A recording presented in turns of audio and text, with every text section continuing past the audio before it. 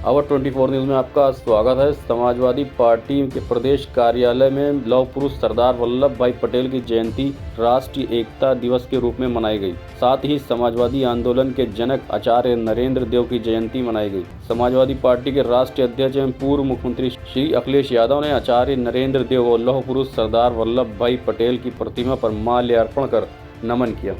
इस मौके पर मौजूद सभी नेताओं ने राष्ट्रीय एकता, अखंडता और आंतरिक सुरक्षा में योगदान देने का संकल्प लेकर सामाजिक न्याय के राज्य की स्थापना और श्री अखिलेश यादव के नेतृत्व में सन 2027 की सरकार बनाने के लिए अपनी प्रतिबद्धता दोहराई। समाजवादी पार्टी प्रदेश मुख्यालय पर आयोजित कार्यक्रम को संबोधित करते हुए अखिलेश यादव ने कहा कि हम लोग आज लौह पुरुष सरदार वल्लभ भाई पटेल की 150वीं जयंती मना रहे हैं। सरदार पटेल ने मजबूत फैसले लेकर रियासतों को भारतीय संघ में मिलाकर देश को एक किया।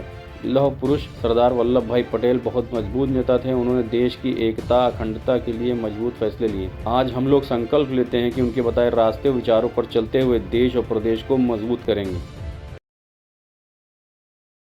150वीं जयंती सरदार पटेल जी की मना रहे हैं।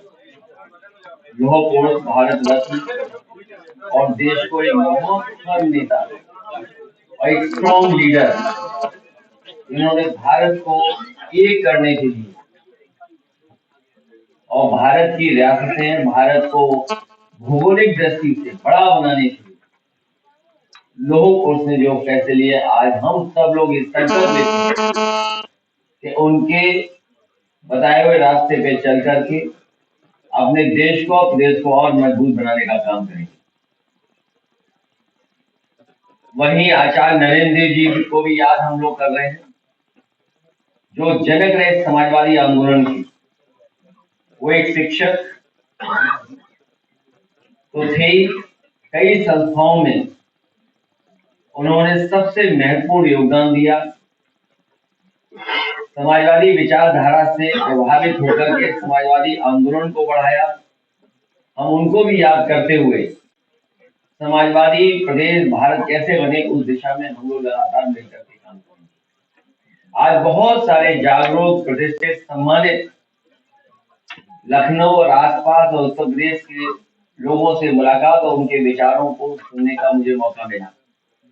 उनके ही बीच से कई महत्वपूर्ण सुझाव आए हैं और देश के परिवर्तन के लिए, प्रदेश के परिवर्तन के लिए और समाज को खुशहाल और एकजुट करने के लिए जो विचार आए, मैं उनके विचारों से अपने आप को जोड़ता हूँ, उनकी भावना से अपने आप को जोड़ता हूँ और भरोसा दिलाता हूँ कि पीडीए हम सब लोग उसी दुख की कड़ी से बंधे हुए लोग हैं। हम सब लोग एक ही विचारधारा पीडीए के साथ मिलकर के बदलाव लाने का काम करेंगे। जहां सुझाव आए वहीं ये भी बात रखी गई कि आने वाली पीढ़ी के भविष्य को बनाने के लिए मॉडर्न और समय के हिसाब से जो पढ़ाई और टेक्नोलॉजी है, अगर उस तरह की यूनिवर्सिटी बने सरदार पटेल जी के नाम पर, तो वो हम लोग बनवाने का काम करेंगे आने वाले समय में। उनके सम्मान के लिए भी कोई बड़ा काम और भी करने का काम करेंगे।